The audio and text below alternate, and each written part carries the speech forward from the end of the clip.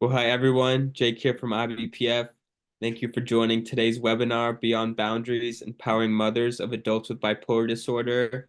We're honored to be joined by Judith R. Smith, PhD, LCSW, and Dr. Smith is a New York-based psychotherapist, professor, and researcher on women's issues as they age. She is a professor emerita at Fordham University, and she offers support groups online for mothers experiencing difficulties with their adult children.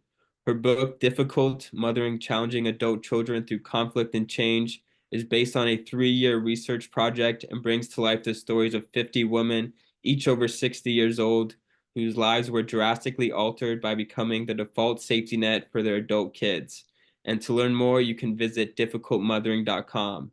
I also want to let everyone know there will be a question and answer session at the end of today's talk, and you may type in your questions at any time throughout the presentation. So Judy, thank you so much for joining us today. Glad to be here. Okay, so we're starting? Yes, let's go ahead. I'm excited. Hello, everybody. I'm glad you're here. As Jake told you, I am Judith Smith, and I just want to move this ahead for a minute. So just to tell you a little bit about me, I had, for the first part of my career, I was a child development researcher. And then as I got older and my son got older, I became interested in the parent-child relationship of adult kids. I'm also a mother. I'm older. I'm a gerontologist, and I'm a clinical social worker. And my work for the last 10 years has focused around the question, how are older mothers affected by their adult children's problems? And I did a 3-year research project, which I'm going to tell you about, and then adapted my findings into a book for parents called Mothering in Later Life, which you can find in all online bookstores. So some people say that it doesn't make sense to talk about being a mother of an adult child because people over 18 aren't children. You know, they have they're considered adults. They can vote, they can join the army, their medical records are no longer shared with their parents, their school records are no longer shared with their parents. And as parents, you're no longer legally responsible if they get in trouble or if they need anything. They're on their own. So why should I be studying mothering in later life? But my research has revealed that older mothers, and there are many of them, continue to monitor and provide emotional, psychological, financial, and residential support to their adult children with serious mental illness. They are, in fact, still mothering. But the care work that all of you who have joined this program are doing remains invisible to so many people. There is no name for it. So I did a research project to understand what mothers are doing and how they feel about it. I interviewed 50 women. They were all over 60 years old. I met with them 2 times for about 90 minutes with an in-depth, open-ended interview. The women were low income, middle class, and affluent. They were Black, Hispanic, and Caucasian. And the questions focused on, it was sort of open-ended. So I was trying to discover from a mother's point of view what it was like to have a child that you were worried about. So I said, tell me what it was been like to be the mother of Susie, starting when they were born. When and what problems emerged for them and for you? How have you attempted to help? So, you know, if I was interviewing you, I might ask, you know, what do you remember mothering was like when Susie was first born? Tell me what happened when she started going to school, as she became an early adolescent. What was adolescence like? Young adulthood, mid-adulthood. How did work go for them? Relationships, having children. So, you know, probably your own reflection of what your life was like. And each of your experiences are different, depending on when you realized that maybe your son or daughter had a problem. So you may be asking, why did I just focus on moms? What about the dads?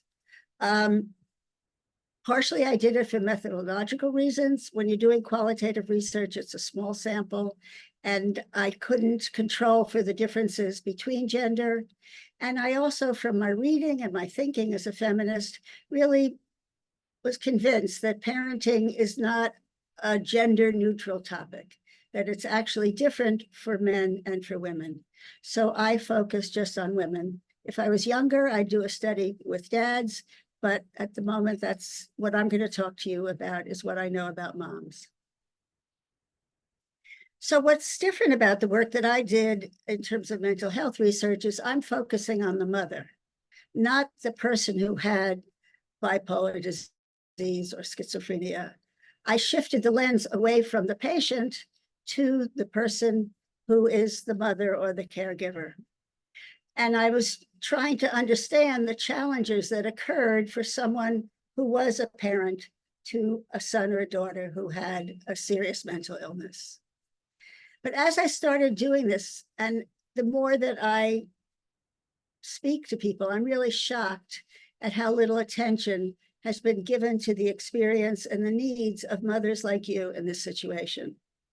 That you all do so much and offer so much support and spend so many hours worrying and trying to help. But there's an unstated assumption that you're going to be the default safety net for your adult child, but nobody has done research about you. There are not programs for you. You're not given someone you can call after your kid is discharged. Often you're actually kept out of the treatment plan. So today's talk, I have 3 takeaway ideas. The first is that mothers, regardless of their age, feel responsible for even their adult children. Mothers believe that they need to put their children's needs before their own. And older mothers who have adult children with serious problems often spend their lives feeling torn in two. The feeling of conflict, torn in two, is really about whose needs take preference, mine or theirs? And where's the boundary between my needs and their needs? So I told you I interviewed women across racial and economic groups. And I found out that and the kids had different onsets of the illness, different severity of their illness, different ages. But despite the differences among the 50 women, there were many commonalities. Nearly all had reopened their homes to their adult child when their son or daughter had no place to go. Many of the adult children who I interviewed, I didn't know what the moms who I initially talked to would be upset about in their kids' lives and what they're worried about. And it turned out what most of the people who wanted to talk to me had to do with mental health problems or substance abuse problems, or both. So then as a qualitative researcher, you listen to and read the transcripts over and over again, and you try to think of what you're hearing and how can you describe in simple words. And what I heard is that the journey of continuing mothering to a child who has serious mental illness is difficult. So I came up with the name difficult mothering, and that the way the mothers saw their kids, where this was a difficult adult child, because it was not easy to fix their problems. It was not easy to provide the support they wanted to. There was a lot of pushback and a lot of closed doors in terms of the mental health system. So some people say you shouldn't use the word difficult. I don't like to think of my son as difficult. But I don't mean it as a harsh label. I don't mean to blame your kid or you as facing difficulty. But actually, the definition for difficult in the dictionary is difficult is when something is hard to do or carry out. Difficult is something that is hard to deal with, manage, or overcome. And difficult is something that's hard to understand. So mothering adult children is hard to do for all parents, regardless if their kids have serious mental illness. But tolerating the tension in a relationship with a struggling adult child is extremely hard to manage. and understanding the problems that might have caused your child's illness are very hard, and knowing how to intervene can sometimes feel impossible. There's a concept in sociology called linked lives, which really describes the phenomena that what happens in one generation's life affects the other generation. So if a parent, gets cancer when the child is 10, the child is going to be affected by that stressor in the family. And vice versa, when something happens in a child, whether it's an adult child or a young child's life, it affects the parents. So when adult children get into a situation where they can no longer support themselves due to their illness, and therefore have no way to pay for a place to live, this is when I discovered that difficult mothering begins. So this is sort of a graph. It may be too small for you to read, sort of how is it that mothers get, and the people who I did my original research with, it had to be that the adult child had had some period of independence, had been able to move out to go to college or to get a job. Clearly, there are some families, many of you, who might have realized when your kids were 9 or 10, or even earlier, that your child had a serious problem. And then there's a whole route that you start getting engaged in psychological testing, new schools, tutors, trying to find a diagnosis, trying to find a good practitioner. Your work can, for some parents, when there's early onset, you get involved very early, and you're navigating the school system and many other larger systems where your kid is engaged. For when the problems begin to become much clearer when the kids are adults, often what happened and how the mother got re-involved, so often the daughter or son's romantic relationships broke up. So they have no place to live. They get fired. They can't afford their apartment. They drop out of work or can't stay in college. And then where do they go? They don't have an apartment. They get arrested. So all of those things, suddenly the mom realizes, especially because the kid can't afford housing. And what do? They come knocking on mama and maybe papa's house if the family is still married. So when kids have no place to go and they can't afford to keep living on their own, they come home. And everybody who I spoke to in my research study had allowed their son or daughter to come back home.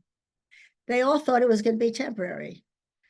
But living with a difficult adult child for most people created a lot of unexpected tension. These kids were not great roommates. They were depressed. They were not participating. They weren't keeping the house clean. Lots of problems were going on. And as a result, the mother felt conflicted. Her own mental health started suffering. And she had the main conflict that everyone talked about, because they didn't want to keep having to live with these constant fighting, but they said, I can't throw her out. If not me, who? Which is something I heard from nearly everybody I talked to. So when I start shifting the lens away from the kid, I'm going to call them kids, they may be 30, they may be 40, they may be 50, shifting it back to you, to the mom, the findings that I found is that for the mother with an adult child who is vulnerable because of mental illness, this becomes really a life stressor, and the mother's life trajectory really changes. Many moms become depressed. All the moms experience some shame and self-blame, which I'll talk about more. All the mothers felt some stigma because their kids had a mental health disorder, and people, don't understand it, and they don't want to have anything to do with someone who has a psychiatric problem. And then as they were trying with their child to try to find services and good help, they often felt so frustrated by the mental health system and the social service system, like, where do I turn? How do we get out of this? And then as years go by, and I don't know how old all of you are sitting here, but the moms who I interviewed who were 70 or 80, begin to think, what happens when I'm gone? Who is going to step in and do everything I'm doing to keep my child afloat? So there are many ways that I found that mothers are definitely affected by their adult children's problems. The first is when a child, and some of you may feel offended that I'm calling your kids children, but in terms of the role is really what I'm talking about, not that they're immature. But when a child has a problem, most mothers drop what they are doing and try to help. And then when you try to help, so many of the mothers reported feeling frustrated by the mental health system, frustrated where their son and daughter refused medication and saw no reason to take it. Many lived in fear when their kids got depressed. Is he going to suicide? Frightened when they're unable to control their daughter or son's behavior when they're manic. Taking heroic measures to try to locate their kid when they're in a manic phase, and then to repair any damage she might have done when manic. And then feeling exhausted from this roller coaster. As one mom said, I'm running out of gas. And also feeling alone, because often friends and family don't understand why you're doing all that you're doing. So overall, what I began to understand that as the adult child has a mental health problem, which also then translates often to behavioral problems of not being able to work, feeling depressed, not having good relationships, this affects the mother's own feelings of shame and self-blame. So many moms said to me, did I create this? Is this all my fault? Am I a bad mother? Everybody I spoke to in some ways gave an explanation for why they thought their kids had this problem. If only I didn't have to work full time. If only I had not been a single parent. If only my child didn't see me being abused by my husband. I spoiled her. Everyone said that. And if only I had not had children. So mother's self-blame has all of these categories. I think with bipolar, I recently talked to someone and she said, sometimes I think I shouldn't have kids. My father had bipolar, and why didn't I realize the gene was possibly going to pop up again? But for all of these things, there's an assumption when you are blaming yourself and wondering, what did I do wrong? There's an assumption that a good mother does not have troubled or mentally ill kids. That somehow as mothers, if we're good enough and we do avoid all the mistakes our own mothers make, our kids are going to be fine. And not only do we blame ourselves, many mothers get blamed by professionals. The term mother blame has been named and is used by many researchers it's defined as holding mothers responsible for all the actions, behavior, health, and well-being of their even adult children.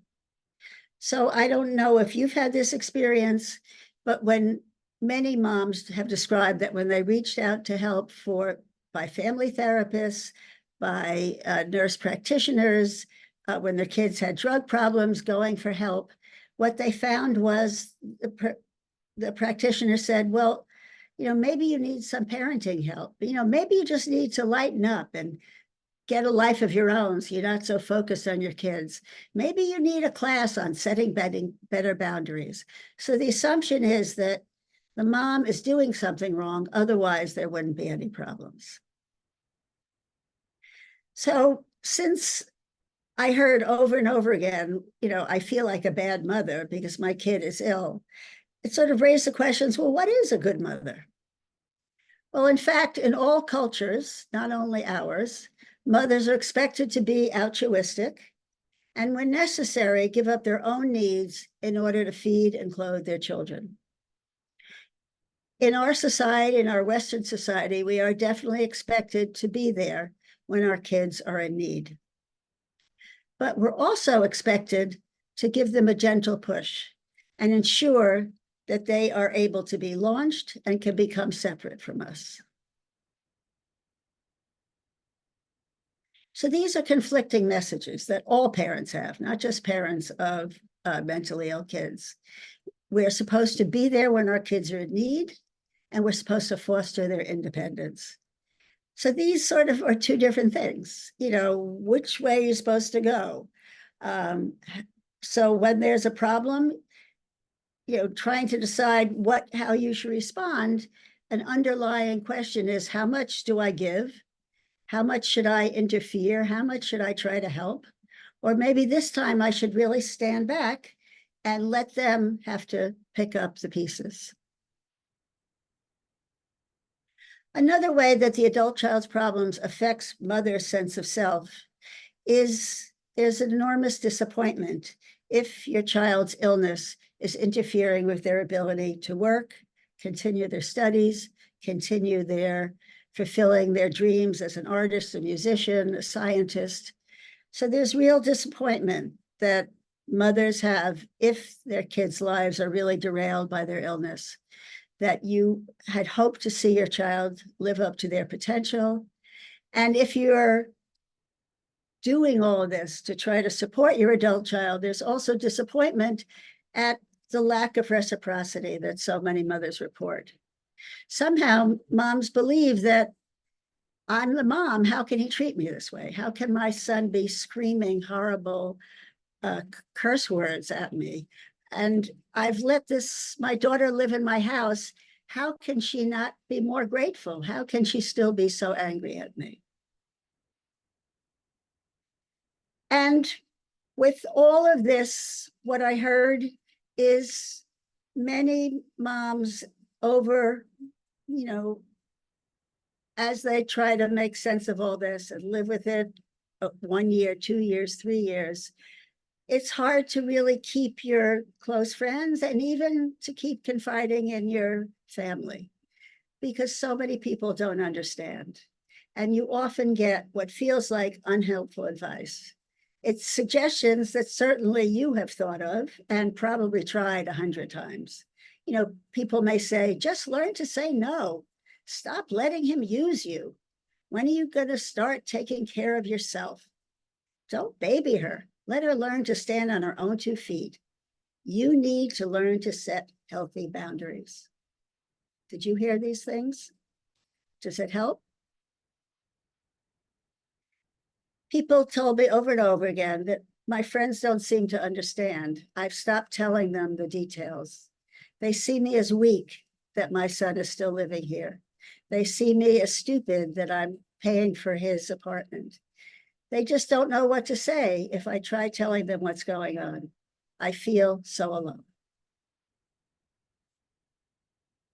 They don't get it.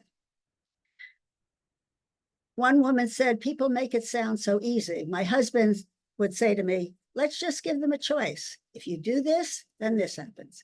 If you do that, then this happens. Well, the mom told me, giving those kind of choices just does not work in this situation. And one mom said, what do you do when consequences don't work? I'm told I should set consequences. We set consequences. We took away everything almost in their whole room, but he's still doing the same behavior. So if this rings true to you, you probably feel pretty alone and sort of have cut yourself off from possible support. But it's odd to feel so alone when there's millions of parents actually in your situation. For every young or middle-aged child with bipolar or other serious mental illness, they each have a mother. Every person who has bipolar has a mother. 14 million people have a serious mental illness. So that means there's, 28 million parents around who are also coping with this. I mean, obviously some have died and all of that. So the information I'm sharing with you today was collected from the stories of 50 people, which is now in my book. And then I've spoken to 100 other people because I now run support groups. And I've learned many commonalities about people's conflicts and how they cope. So One way to conceptualize the conflicts that I heard mothers describing is mothers would say, how can I be a good mother and do everything that I think I can do for my son or daughter, and also have time to take care of myself? I want to help, but often it feels like out of my hands. He doesn't want me to help. He gets angry if I try to interfere. Mothers also feel, I love him, but I do not like his behavior. And then mothers, so many mothers expressed who were still living with their kids, I don't want him on the streets, but I'm also afraid to live with him, because some young people with serious mental illness can become very frustrated and angry and strike out at their own moms. Here's an example from one mom who I write about in the book. Rebecca, she was had a son who was 32 when I met her. Rebecca told me all about her son's mental health history, his use of alcohol, as well as drugs. And he had been back and forth, and he was again back living with his mother. She said, Brandon has bipolar. He can be very aggressive, physical, breaking things. When I correct him, I become his enemy. He has to be put out, and I don't know if I have the strength to do it. I don't feel I have the strength to do it because I love him too much. But he's not going to, because I'm going to die there. And he's going to hurt me there. He's going to kill me there. But I can't kick him out. So this was quite shocking. I'd never had somebody tell me they thought their kid was going to kill them. And I had to stop the interview and intervene and tell her I would contact the social worker who referred her. And the social worker said that she had been in contact with this mom, and the mother was not cognitively impaired, and there's nothing they could do to force her to have her child evicted, and they could have helped her evict him. People do have the legal right to make bad decisions. Another woman I met who was 80 years old, and she told me she was at the crossroads. I met her actually at a legal center for older adults, and she'd come to find out how she could evict her daughter and son who were living with her. Her daughter had bipolar, as did her grandson. They'd been living there for 3 years, and her health was really being affected.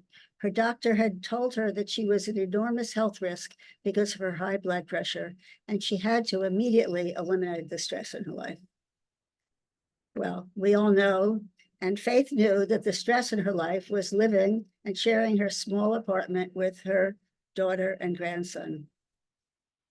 She said, I have to stand up with them. I have to tell them that they have to take care of me. I have to have them move out. But at the same time, I have to understand that they have real problems. And I have to understand that no matter what, I want to help them. I don't want to give them up.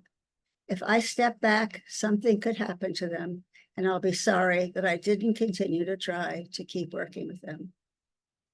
I did contact Faith a year or two later, and she had not evicted her daughter, but within 2 years, her daughter did get herself back on her feet and was able to move out, but it took another 2 years. So there's a question, again, if we think of these two tasks that we have to foster independence and to help, moms worry, am I hurting her by helping her? Am I doing too much? Am I giving too much support? Am I a good mother? If I'm to be a better mother, should I really say no? Am I being a bad mother if I never say no? Is my child becoming too dependent on me? Maybe I'm just helping because of my own anxiety. How do I know when to pull back?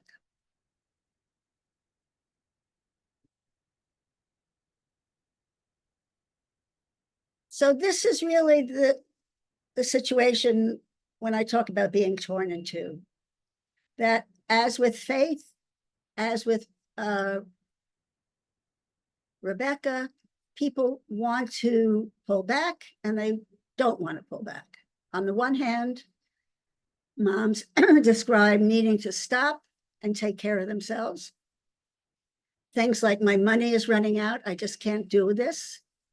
I'm too tired. I mean, we have women who are 75 and 80 who are helping their daughter and their grandkids who came back to live with them. My health is failing. I'm too old for this. I need some peace. I need some joy in my life. And then on the other side, my son or daughter will become homeless if I stop doing what I'm doing.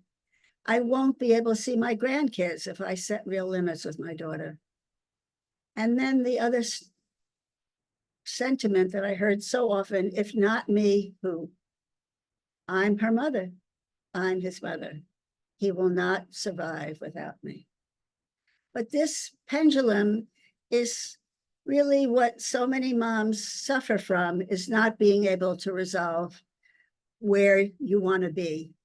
And I think ultimately what needs to happen to feel some more peace is really being able to accept where you are on this and what makes most sense for you. Do I keep helping? Do I step back? Should I be setting better boundaries? There are times, however, when life, intervenes. And for some mothers, they really start setting really firm boundaries and say, you can't live here anymore. One mom said, my son, when he physically attacked me, that was it. He could no longer enter our house. When one woman's son attacked her husband, they too, that was it. He could not live with them. For one mom, when her daughter started using drugs in the house, that was it. She had set a line, the daughter crossed it, and she was out.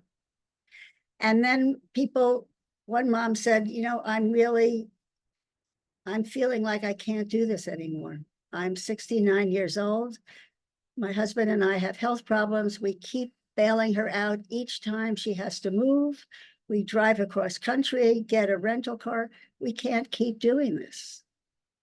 So there's some point, a line where you feel and you recognize that the line has been crossed, and suddenly you know what you have to do. You're not trying to balance the scale anymore. The scale has tipped, and you know that it's time to really set a clear boundary.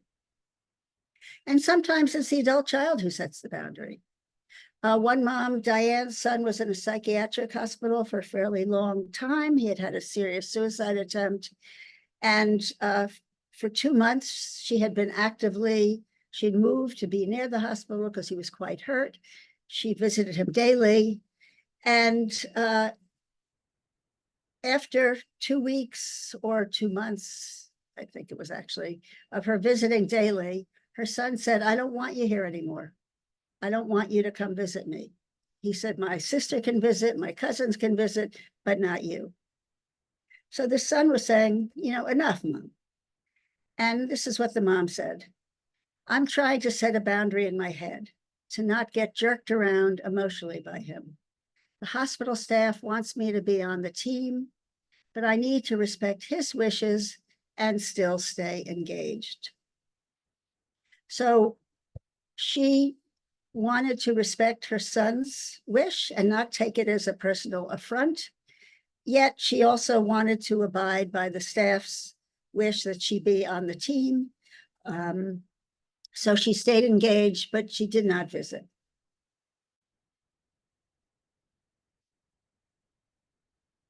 So we promised that we would talk about empowerment. So you may be thinking, Judy, you've done a really good job at talking about and helping me think about problems that I've experienced myself, but nobody has really laid out so clearly as a phenomenon that other people feel as well. But this doesn't feel like empowerment. So where is the empowerment? Well, Unfortunately, I don't have any clear answers about when you should say no, how much you should do.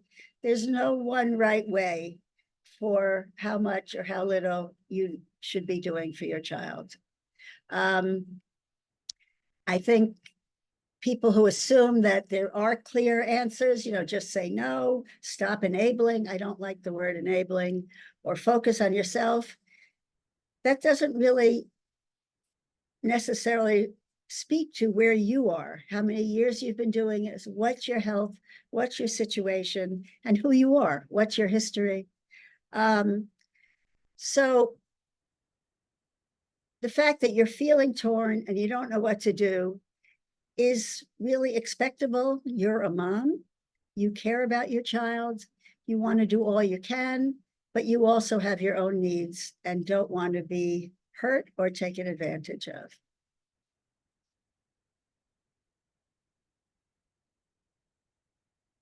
But there is some way you can start feeling better. And I think in my book, I've divided the book into 3 parts, and the second and third part are about change. The first part is really about the first part of this lecture in terms of really understanding the phenomenon of difficult mothering and all the different ways that mothers like you feel torn, and how they manage their conflicts. The ways that I have found, and the research also supports this, is that one of the best ways you can help yourself and help come out with a clearer and less conflicted way of being is to join in a support group with other mothers who are in a similar position. Social support with people who are in the same boat as you has been shown to be one of the most effective ways to address stress. You learn new coping skills, and you realize that you are not alone, and you get to empathize and connect with women who are similar to you, even though they're not just like you. In a group, you can learn that you're not alone, that you're not crazy, that it's in fact very difficult to find the right balance between your needs and your adult son or daughter's needs, and that the mental health system is failing not only you, but many, many families, and needs to be reformed, and is putting enormous pressure on you because no one family can meet the needs of somebody who has serious mental illness. You need affordable housing, you need employment opportunities, they need work or something that's meaningful to them to being done.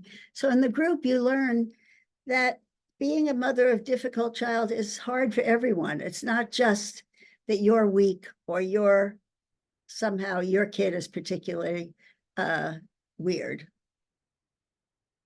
So I think the other way that you're more able to move forward and start feeling clearer about what it is would be the best way to move forward and what decisions to make is sort of take off your rose-colored glasses.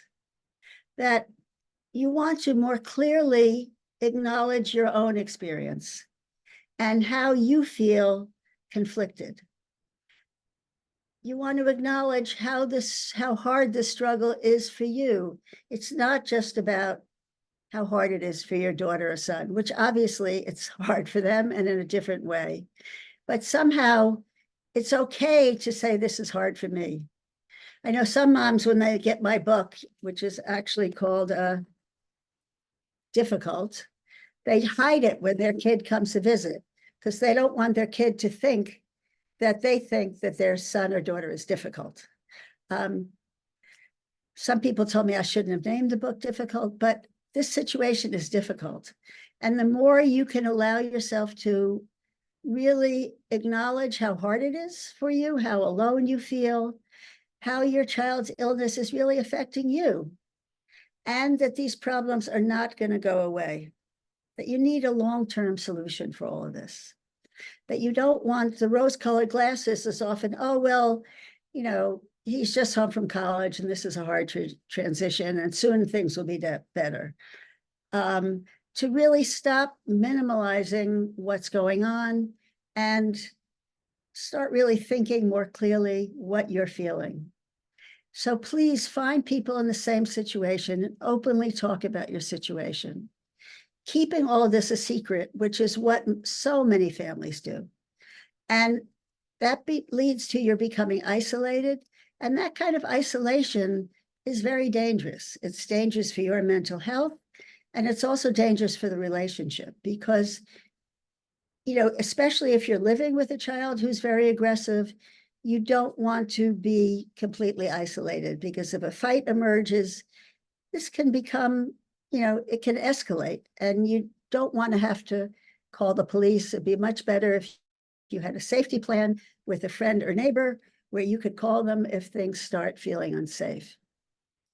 So with time, if you're really able to face your situation, you may choose to find a therapist where you can talk about what you're feeling and try to shift the lens a little bit to you, not just to your son or daughter. You've done that for years. So if you do this, with time, I think you'll find small ways that you can shift the situation to give yourself some improvement in your well-being. To stop with all of the self-blame, give yourself some time to go for a walk with your neighbor, to go to the movies more, and maybe you can start adding some time and opportunities for some fun, or maybe even joy. And some of you may decide that you want to take your exhaustion and your rage to become an advocate for change. There are many moms who are involved in changing the mental health system. So you really can become stronger if you name and acknowledge how difficult this is for you. It's not mean to your son or daughter to acknowledge that you're having a hard time. And you don't have to tell them this, you just have to tell yourself this.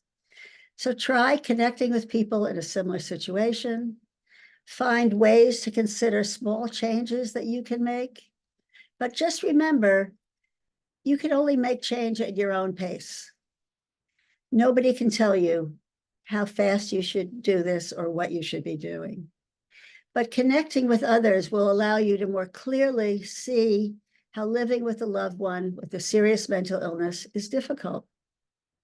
But there are also ways to take care of yourself, and does not mean to take care of yourself does not mean abandoning your adult child. You can do both. So if you want to continue talking to me, I run support groups. People find the book very helpful. I think Jake is putting in the chat how to go to my website. I'm giving you my email, and I look forward to talking to you. And I think we're going to have questions now. Okay, Jake, I'm ready for questions. Excellent. Well, thank you so much, Judy. That was phenomenal. And as Judy just shared, the link to difficultmothering.com is in the chat, and there you can find more information on support groups and sign up for the newsletter to get the latest news and updates. And with that being said, we're now going to move into the question and answer portion of today's webinar. And so you can drop those into the chat box, and we'll get to many as we can today. And so, Judy, the first question is one of our audience members is wondering if you have any tips for her. Her situation is she has a 31-year-old daughter, and she's recently gone no contact with her since January. And she's very worried about her daughter's well-being and especially her grandson. This going no contact has become a trend and is such a painful experience for parents. And in some ways, your hands are tied. There's Josh Coleman is a psychologist who's written a lot about estrangement, and he suggests writing what he calls an amends letter. You might want to get his book, Joshua Coleman. But this is, your daughter's not alone in doing this, and it's terrifying not knowing. But it is a way, no contact is one way. adult children can assert some power, but it's power that really only hurts the parent. Mm. Well, thank you for that answer. And we're going to move forward to the next question, which is, will I violate my son's privacy if I share his diagnosis with my friends?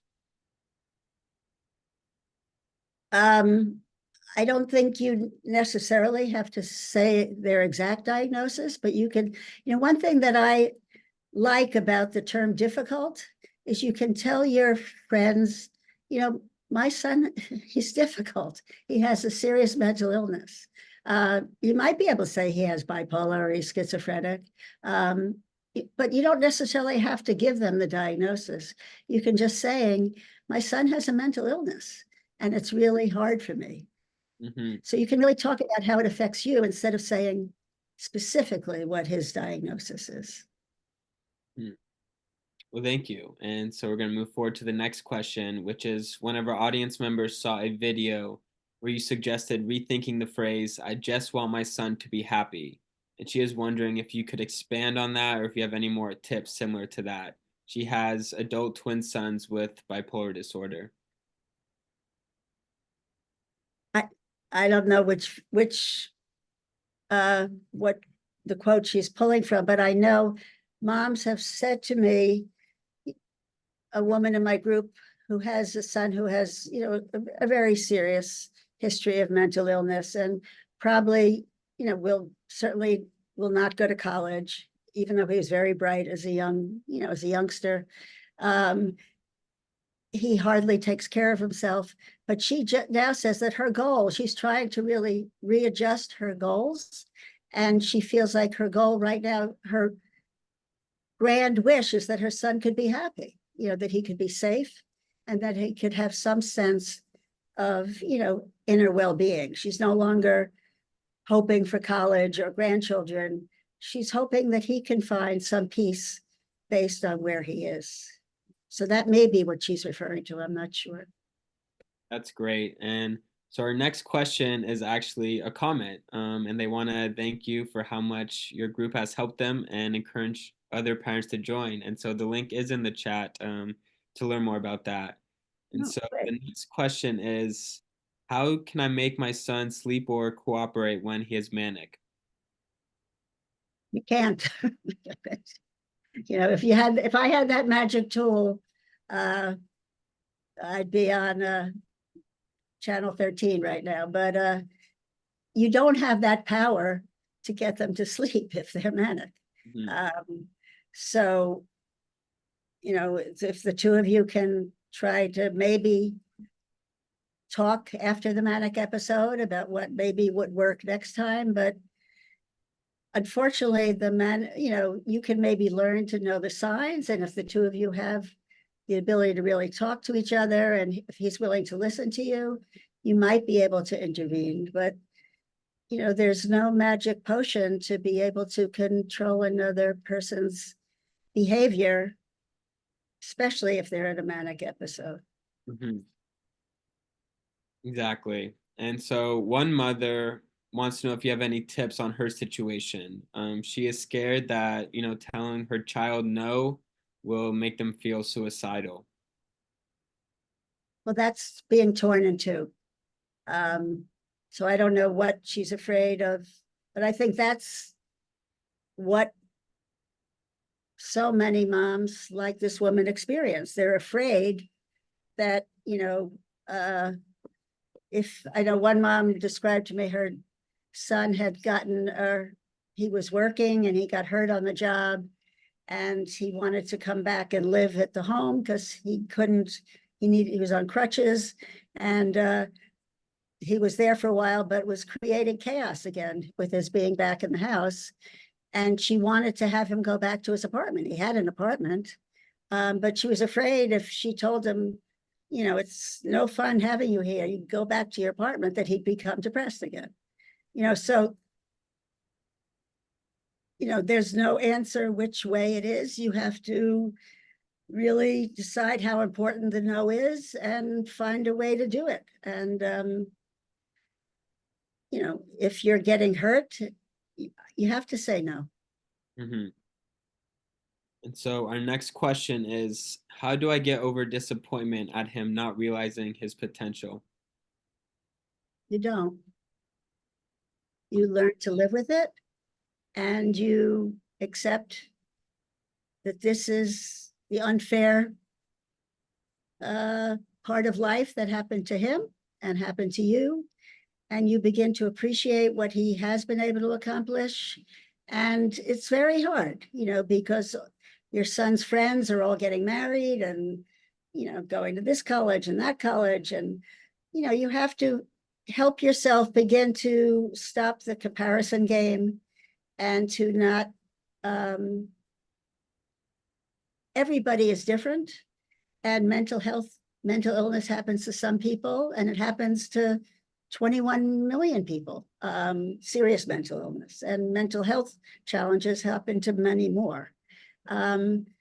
So I think with time, if you stop blaming yourself and comparing yourself to everyone, it's very hard. In some ways, I think the challenge is to live with the disappointment and continue your life. And if you can, to still be loving to your child. And if there are any times when there is pleasure, and for some situations, there is no pleasure left with a person who's very angry and very violent and very aggressive, but mom's hanging there. And you get some satisfaction of still keeping them safe and doing what you can. But mental illness, is awful for the person and can be awful for the family. Mhm. Yeah, and so our next question is, how can you help when you have bipolar disorder yourself? Well, hopefully you've learned a lot. I mean, you've gotten through life. You've had a child, you've had perhaps a relationship, and you use what you've learned. I mean, I don't think it's any different being the mom with bipolar than being the mom who hasn't had bipolar, except maybe you feel guilty that you had a child and passed on the gene. But should people with bipolar disease not have children? I mean, that's crazy. And it's not always going to be that the gene gets transmitted. So I think the conflicts are the same. And hopefully you're getting help for your own issues. And the more you help yourself, the more you can model your daughter or son. Hmm. And so our next question is from a parent who feels like that they cannot travel or their child will have an episode, and they feel that their retirement dreams to travel may not be possible and that is hard to come to grips with. So they would like to know is, do other parents sacrifice their dreams for the future or only travel if they can take their child with them? Some do. I know I met a mom who very clearly expressed her dream when she almost, when she got married when she was 21, when her husband at the time proposed to her, she had thought, I don't want to do this. I want to travel. I don't want to be torn, tied down. But she married. She had 3 children. But her dream was, once these girls are launched, I'm out of here. And she knew exactly where she wanted to move. And then her youngest daughter had her first psychotic break and had another psychotic break and had another psychotic break. And the mother was told, when she met me, she said, I don't know what I'm going to do. She said, in fact, I know that my being here isn't going to make her well. Mm. And she was contemplating maybe she would, live with the scorn that her own family would have for her sister and everyone else, if she in fact traveled. So each person has to decide, but I think it is an issue that so many moms that I talked to felt that their dream for their retirement was really being challenged by having this new responsibility. Hmm. And so we have time for one more question today, which is, how can someone deal with the thought that they may have passed it on, the serious mental illness genetically to their child? What can you do? You live with it. I mean, this is our life. There's a huge gene pool. We do not know what is going to be transmitted. Should you have made the decision not to have children? That's a very hard decision. I don't even know if you knew at the time. But this is, life is complicated and we're all not perfect. And there are even mothers who know that they made mistakes. I mean, most of us, none of us are perfect mothers. I mean, one mom that I met, her daughter had revealed to her when she was 15 that she was being abused when the mother was working. And the mom couldn't take it in, and she didn't believe her. And 30 years down the road, the daughter developed severe mental illness, was back living with mom and extremely aggressive towards her. And the mother couldn't set any limits because she blamed herself. So if you're blaming yourself for the genetic piece, it's not going to help. So this mom, a social worker, worked with her for a long time and basically got her eventually to get an order of protection against her aggressive adult child. And she wasn't willing to evict her, but she would hold up the piece of paper and say, I can go to, I've gone to court. You can't keep hitting me. And the daughter stopped. So you can't undo what happened in the past, but you don't have to pay a life sentence for this. And you can find a way to still find comfortable boundaries and comfortable limits with your child. Giving birth is having hope for a new life, and you've done that, and be glad that you have the child, and together work towards the best life that she can have and that you can have. Well, thank you, Judy. And now we're just going to go into a couple quick questions regarding your website and resources. So are your support groups available to people outside of the United States? They are. They have to, yes, they are. Excellent. And then the next question is, they want to know if they contact you via email, can you provide information for support groups as well as how to become an advocate? Yeah. Excellent. And then would you like me to type an email that can be reached in the chat, Judy? Sure. It's Judith R. Smith at difficultmothering.com.